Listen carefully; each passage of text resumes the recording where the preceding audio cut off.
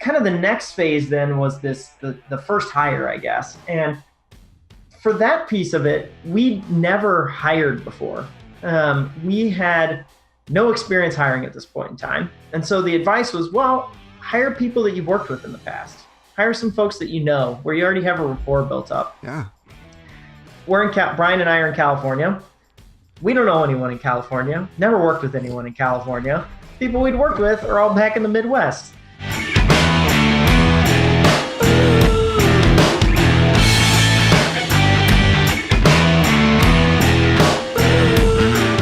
This is the Brandon Smith Show, and I'm your host, Brandon Smith, and the entire purpose of this show is one singular thing, and that's to help you live a life that much more free from dysfunction. So today's topic is a really cool topic, and I've got a really awesome guest to help us kind of dive into this. We're going to talk about virtual teams and even virtual organizations, and how do you create a virtual team? How do you lead a virtual team? How do you lead even virtual organizations? So to help us on this journey, I've got the pleasure of having Wade Foster, who is the co-founder and CEO at Zapier. Wade, thanks for coming on. Yeah, thanks for having me. Yeah, so Zapier is all virtual, right? Like you guys are all virtual. Yeah, no offices anywhere. We've never paid a dime for a lease. That's really cool. And how many people, what's your headcount up to these days? We're at 200 people. 200 people. And it's not like there are 200 people kind of all located in California. It's 200 people. We're in 19 countries, 26 U.S. states. That's crazy. Yeah, all over. All right, so I can't think of a better guest to have on this topic than you, because I know you all have wrestled with how do you create a culture with a virtual organization, and how do you conduct meetings virtually? How do you just like keep all the trains running on time when you've got all the cultural differences, geographies, time zones, and just the fact you're not even face to face with people. So I can't wait to dive into that. But before I do, I want to hear a little bit of story time. So tell us a little bit about kind of how you started down this path, and kind of what was that spark for you? Yeah, so we started this business in October of 2011, so a little over 7 years ago. And it was in Columbia, Missouri, and it started as a side project. So it kind of came out of some of the work that Brian and I were doing, freelancing. We built some one-off integrations for some folks. And then Brian had this realization that, instead of hiring developers, it would be great if people just had software that made it really easy to set up these automations and connections between these services without having to know how to code, without having to understand APIs and all the intricacies involved in doing that. And at the time, my day job, I was dealing with the Marketo API and struggling. And I was like, wow, this would help. Like, I've seen our, customers, our clients, our freelance clients really benefit from this. I can personally benefit from this. I was loving the sort of empowerment that SaaS software was giving to businesses, things like Wufoo, MailChimp, SurveyMonkey, Basecamp. Those were things that were sort of popular in that era. And to me, that was like a revelation that you could just log onto a website and like plan all your work through it. It was so cool that small businesses have the power, and to be a part of that sort of journey seemed fun to me.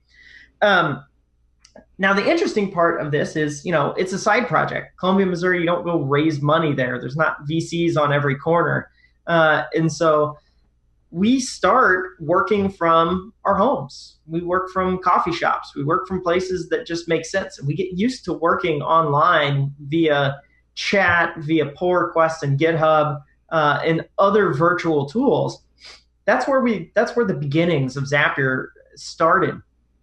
And then as we sort of grew, once we did go through an incubator, Y Combinator, in the summer of 2012. And that was the only time period where the three of us, the whole company at that time, three of us, were working out of the same spot.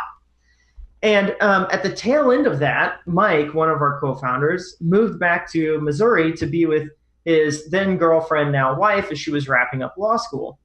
And he's too critical to the company to kick him out and to say, oh no, you have to stay behind. We have to work in the same place. We needed him. He was really important for the work we were trying to do. And, we were used to working via chat and pull requests. So we were like, this being in person thing it's not helping us in any way. It's not hurting us, but it's not helping us. So we'll just keep going back to the way that we had been doing it. And so that's kind of where the remote journey set out. And kind of the next phase then was the first hire, I guess. And for that piece of it, we never hired before. We had no experience hiring at this point in time. And so the advice was, well, hire people that you've worked with in the past. Hire some folks that you know, where you already have a rapport built up. Yeah. Brian and I are in California. We don't know anyone in California. Never worked with anyone in California. People we'd worked with are all back in the Midwest. So we say, hey, I have a old college roommate who I'd worked with a little on some stuff who's in Chicago, who I think would be great at customer support. We hire him. We have another engineer that I'd worked with in the past in Columbia, Missouri. Hire him. So now we've got 5 people, 3 different cities. Like, we're a remote team at this point in time. And that's kind of where it was like, all right, Zapier is a remote company. This is how we're doing things. We're virtual. No office space needed. Wow. Okay, so in the beginning, so a couple of things kind of surprised me in your story.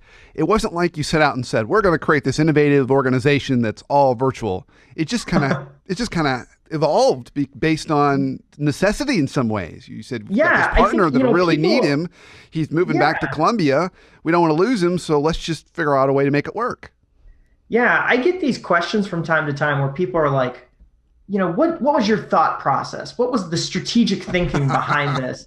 And like, I get the feeling they're asking for me for my pros and cons list. And it's like, well, yeah, there's pros and cons of doing it this way for sure. But I think those pros and cons are specific to the situation you're in. What's the reality of your setup? How do you play the card hand that you got dealt? Because the card hand you got dealt is probably different than the one that I got dealt. And the cards that we got dealt said, hey, this remote thing's going to work out pretty good for us. Okay, so then if we go back to your story, you start off in the beginning of the story and you said, okay, so you started hiring people based on advice you'd gotten, people that you've worked with before. Yep. So you already kind of sense of who these people were, and then you brought them in. Exactly. How about the first hire you made where you had never met the person before? How did you how did you take on that? Because that's a little different, right? You didn't really know their working style or their personality or their sense of humor or any of that kind of stuff. Yeah, I think it was probably the 10th person we hired, maybe it was the first one we had no previous relationship with, was someone who, cold applied to a job listing on our website. And, we put them through an interview process. I think the interview process was fine. We've learned a lot about how to make it better, but it was fine. And, when they joined, we didn't have a lot of management experience, but we helped them get up to speed. We helped them learn the product. I think the benefits for us were that 10-person company is not that big. And so any sort of like hiccups or weird things that were happening for this person who didn't have a relationship with, we were able to just kind of sort them out. And they weren't that big of a mess because it wasn't that big of a business. There's just not much here. And so if a thing went wrong, like everyone knew, oh, hey, that shouldn't have gone like that. Let's fix it. And so I think that sort of like we were, and the other part of that was we were hiring fairly slowly at the time. We might have a new person join us every 6 months, like something like that. And so there was a lot of opportunity for us to just be slow and intentional and get things right in the early days. We didn't feel this like need to sort of boil the ocean overnight. Yeah. Okay. All right. So many interesting questions around this. I want to talk about culture, but before we do that, I think I'm going to go a little more micro and how you do meetings. So like, how have you found is like the best way when you've got these people that are all virtual, different time zones, to like actually meet and discuss stuff, or do you? Yeah. Yeah, we do have meetings. We certainly have a lot more meetings than we had, when we were 10 people. I think the thing that's critical for running your meetings is it's a lot of the same things that you want to do when you're in an office. Honestly, like effective meetings are effective meetings, whether you're holding them via a Zoom conference like we're in, or whether you're holding them in a conference room with a big table on them. So for us, the thing that we focus on is meetings are not status updates. We're not going to get a bunch of people on a Zoom conference and have people read off status updates to us. Like, it's an inefficient use of time. If you have a status update, it should be in a document that people read. So when we do a meeting, we try and make sure that all the status updates are delivered ahead of time. And then when you get in the meeting, there's a specific agenda. There's questions that you want to solve. There's things you want to ask, so that you're making use of this time you have together to dig into the problems that I think are important. Now, it took us a while to sort of get some of the structure right for us, and it changes too. As we've grown, some of our meeting cadences have changed. But one of the things I think that we have done over the years that's been smart is we are constantly asking, like, how'd that meeting go? So, like, at the end of the meeting, when we close out a Zoom in Slack, we'll have a little, red, yellow, green. Was that a good meeting? Good use of time? Was that a bad meeting? Not a good use of time. And why?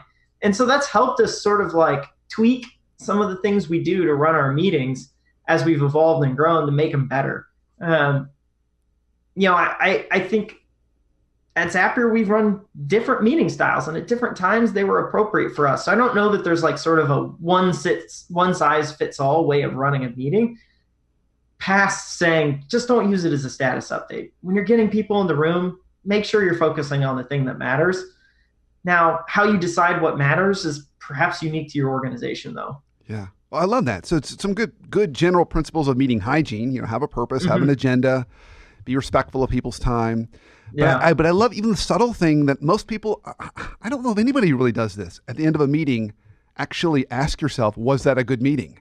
Yeah. And if it wasn't, comment why it wasn't and what could make it better. So you're learning and getting smarter.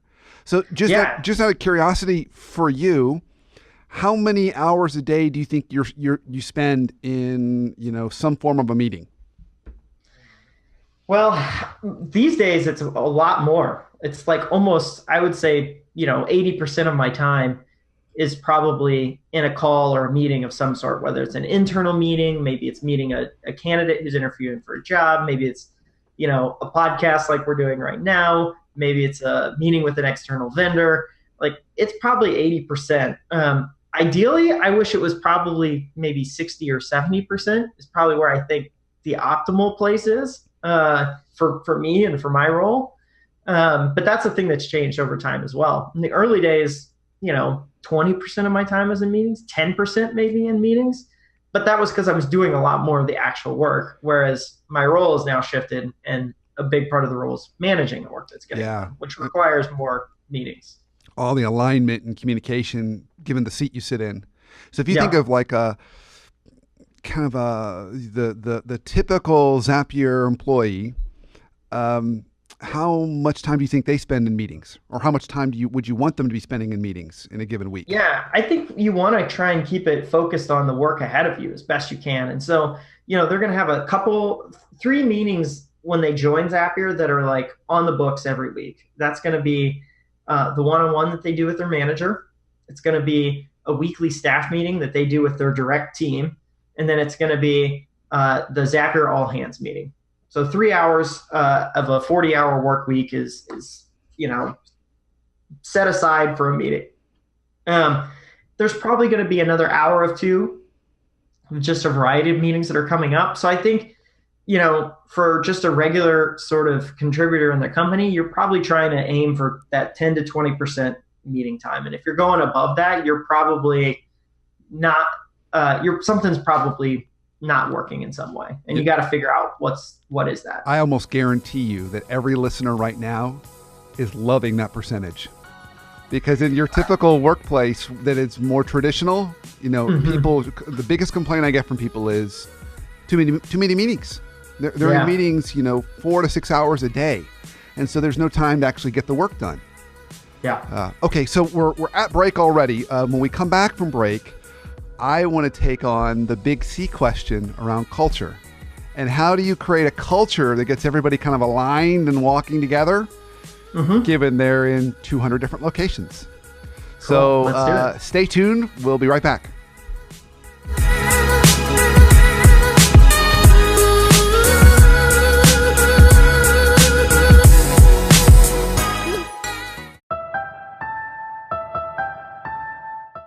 Here's your coaching minute for the week, presented to you by the Leadership Foundry. Dysfunction in the workplace, it's a pervasive problem. Here's a simple tip to eliminate dysfunction, both in your team, but even in the environments around you. Clarify your team members' roles, goals, and responsibilities. So just spend some time thinking about, does all of my team know? Does each of them know what their role is, what the goals are of the team, and their responsibilities? If the answer is yes, you right there eliminate 50% of all the dysfunction that could come up in your team. If the answer is no, think about how you could do that better. When we don't do that, one of two things happens.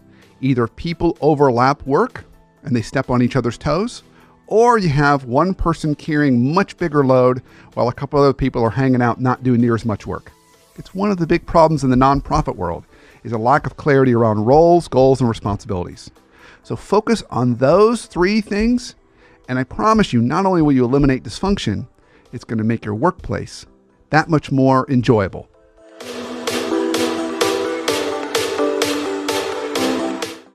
Welcome back from break. This is the Brandon Smith Show. And of course, I'm your host, Brandon Smith. And today we're talking with Wade Foster, and we're talking about virtual teams, virtual culture, virtual everything. And so, Wade, right before break, we were talking about teams, and you gave some really great just tactics around how you do meetings. How do you do meetings when you've got people who are virtual? And I know a lot of people listening to this right now have virtual team members. Either they currently have virtual team members, or they might even be exploring going to more virtual flexibility, given how much traffic consumes people's time and personal needs, all those kinds of things. But what also makes your role and what you've created so unique and different is the culture. You have 200 people located in practically 200 different locations all across the globe. And you had to, at some point, think about, okay, how do we create a culture that gets everybody kind of singing off the same song sheet? Mm-hmm. So tell us a little bit about that process. How did you do that? I think the thing that was a turning point for us was the implementation of our values and our value system at Zapier. And it's gone through a few iterations, but the beginning was me sitting down with our first employee, Micah, who we'd hired for support, and we were getting ready to hire more people to scale up this support organization. We were getting a lot more customers. The support team was going to have to grow. And we asked ourselves, okay, how should we screen folks for support? Like, what are the questions we should ask? What are the things we should be looking for? And we sort of asked ourselves, well, more generally, what makes someone successful at Zapier? Like, that's it. What makes someone who comes in here be good at their job at Zapier? And maybe why is it different from other places? And so, we brainstormed, had a whole bunch of list of things that we came up with. And then we narrowed it down to 4 or 5 different things that they were like, this is sort of like the value structure at Zapier. Like, if you do these things, you're probably going to have a better chance of being successful at a company like Zapier than if you don't do these things. And so that became our hiring rubric. We had these values as part of every interview that we did. So we were scoring folks against these things. And the other piece of the equation I think that helped us is we also made it part of performance reviews too.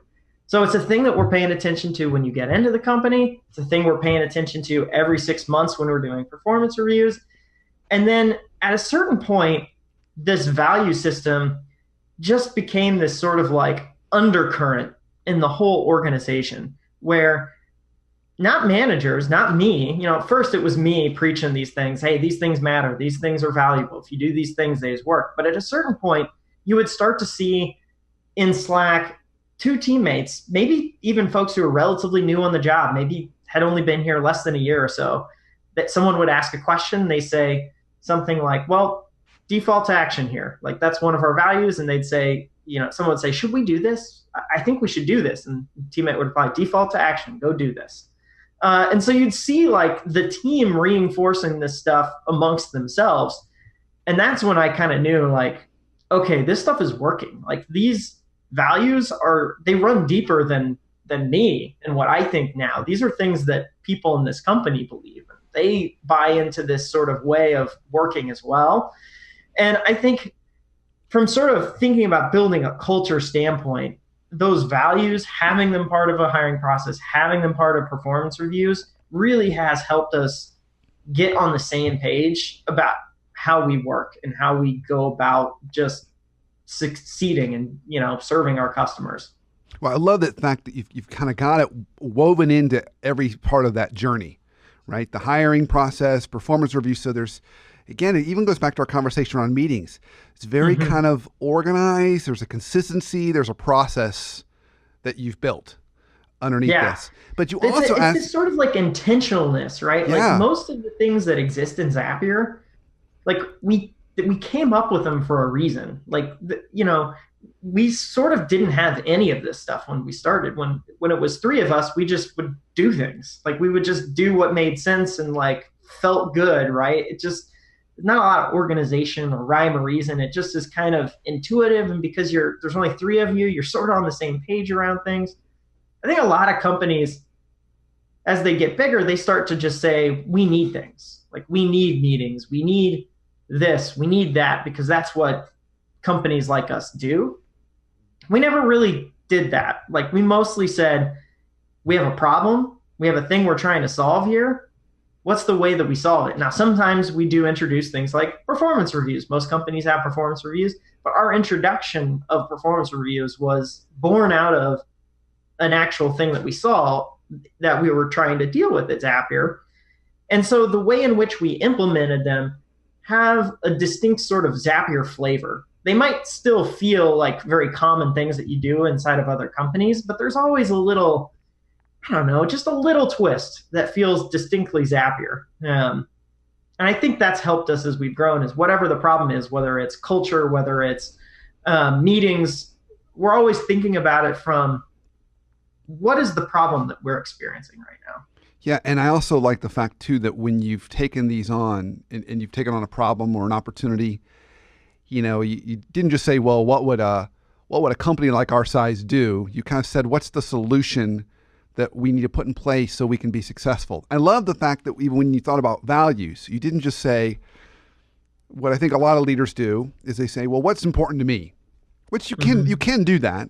But what you did was you said, what is needed in order to be successful in our environment?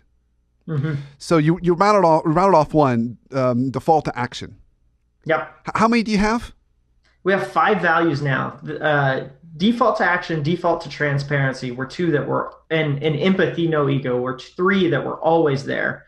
And I think those three have been important for us as a remote company. Default to action, critical, because you don't see your teammates ever. And so you have to be this sort of self-starter, this, curious type individual who goes and figure out problems on your own. No one's going to be able to sit there and see you struggling and say, hey, do you need help? You need to be able to take ownership and responsibility of that on your own to go figure those things out. So that default to action, really important in a remote company. Yeah. And then the pairing of that with transparency has been critical as well, because if you want people to go default to action, to go solve problems that they see, to go kind of improve the organization as they see fit with good judgment, you need them equipped with all the information about what is happening in the company. If they're missing key metrics, if they don't understand certain decisions, if there's a process that exists that they don't understand, that's kind of hidden away, not maliciously, but just hasn't been intentionally shared, it's going to make that individual is going to be prone to make less good decisions because they don't have all the information in front of them. So I think that pairing of default to action and transparency has been really important for us in a remote company. And of course, empathy, no ego is really important because in a remote organization, a lot of your interactions are via text. So you miss sort of the body language that you get from a human interaction. Yeah. And so you want folks to say, when they see a sentence on the screen that a teammate wrote, and maybe if it doesn't come off the right way, they need to instinctually go, this person isn't trying to treat me poorly. This person isn't out to get me. I just don't understand something about what they put here. And so I need to ask a question instead of react to this. And so that empathy element is so important as part of a remote organization where text is your primarily communication mechanism. And so those are the three. And you said Those there's are three core ones. And then two that have been added since. Um, Growth through feedback has been critical. Um, I think, you're talking about the meetings. We have these yeah, feedback after meetings, right? Like we kind of notice this element of just listening to our customers, listening to our partners, listening to each other. This feedback was running through the organization, and we got to a point where we're like, oh, feedback really is actually an important part of what we're doing. It was not something we actually came to at the beginning when Mike and I did that exercise, but we got to it later, and that one's just been important. I think all organizations can probably benefit from becoming a more feedback oriented organization, yeah, because if you want, every organization exists to serve some sort of mission. Like they exist for a reason, to do a thing. And the best way to know if you're succeeding in your mission is to get feedback on it, yeah. to hear from your stakeholders, customers, partners, employees, whoever. How's it going? Like, are we doing the thing that we set out to do? And so trying to just build that feedback muscle internally has been really important for us, because not everyone's used to that. Many of us aren't used to getting feedback, and if we are, sometimes the way that we have gotten it in our background has somewhat been toxic, and so we just are uncomfortable with it. So we've done a lot of work to try and make feedback a sort of normal, like, accepted and valued thing of our culture. Really cool. And so then that's four. You said there's one Yeah, last and then one. the last one, don't be a robot, build a robot. We're an Nice. automation company at heart. We want to do things efficiently, effectively. Don't just default to doing things the way that somebody else did it. Don't um, assume that like the best way to solve a problem is just throw more bodies at it. This is our way of saying think critically, build systems that scale, build systems that solve for the customer's needs. Um, and it just isn't a fun way that like jives with our product and who we are and the type of people we are. Yeah. I like that. It seems like all those values not only are consistent with your business model, they're consistent with kind of how to be successful in a remote environment, but they also have kind of a human element. So it's kind of Mm-hmm. like, given we're not going to see each other, let's make sure that we're weaving in a human element that kind of keeps us all kind of connected. Yeah. We started doing sort of these onboarding sessions for the new folks that join the company. And I teach a session on values. And, uh, you know, my sort of way of thinking about this for new folks that join the company is this is your, this is your guidebook. Like if you do the values, like it doesn't necessarily guarantee you're going to be successful, but it raises the odds. Like if you go by these things, if you buy into this way of working, your chances of doing good work at Zapier are going to go up significantly. Yeah. Well, Isaac's already told me we're getting close to the end, so I've got to ask this question because it's just been in my mind this whole time. So I'm thinking about the listener right now who's asking herself or asking himself, okay, so in what cases would it be a bad idea to have virtual teams, or what are the kinds of people that maybe just aren't cut out for it? So what would be some things you might say to folks who are listening that would be kind of warnings, like, in this situation, maybe it's not so easy, or this kind of person maybe isn't a good fit? I think the type of business you're in is sometimes dictates whether you can actually have a remote team or not. Like a construction business, like you're not going to construct things that are virtual, really. Like that's not a thing, Yeah. really. Yeah. So there's certain sort of just like physical constraints on some types of businesses that don't allow you to be remote. I think most people, though, put more constraints up than are probably realized. Like, I think for a long time, people said, well, schools are in person. But, over the last decade, the prevalence of online schools has grown significantly. People learn online all the time now.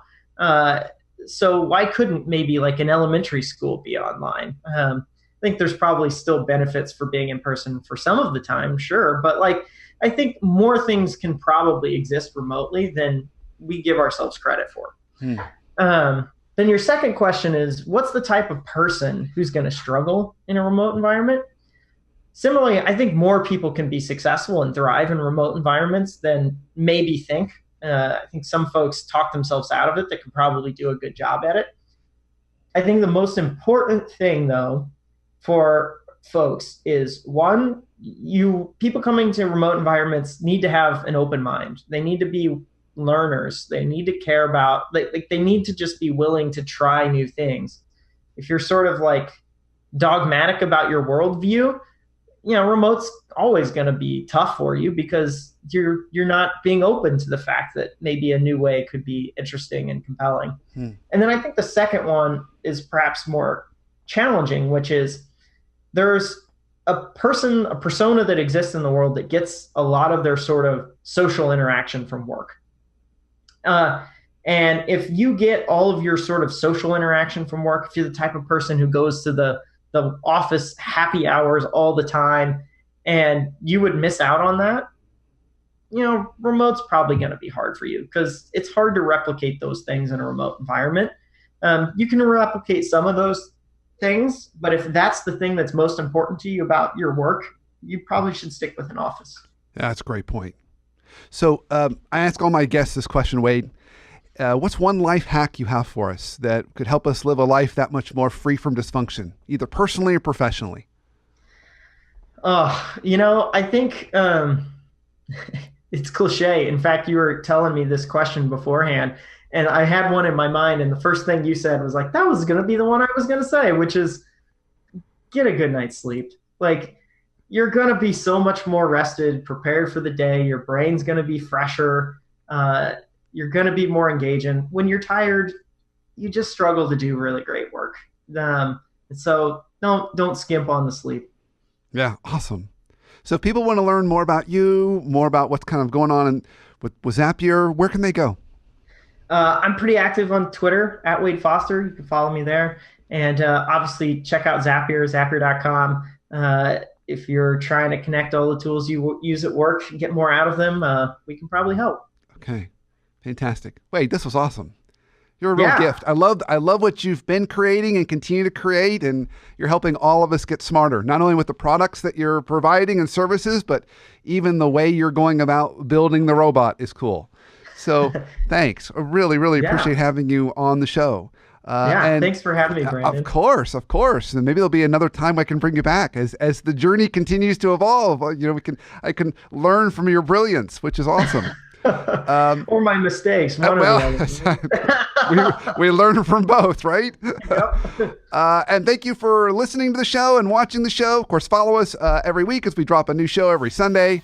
And of course, check out the website, theworkplacetherapist.com, for more resources to help you. And so until our paths cross again, have a great week and an awesome life.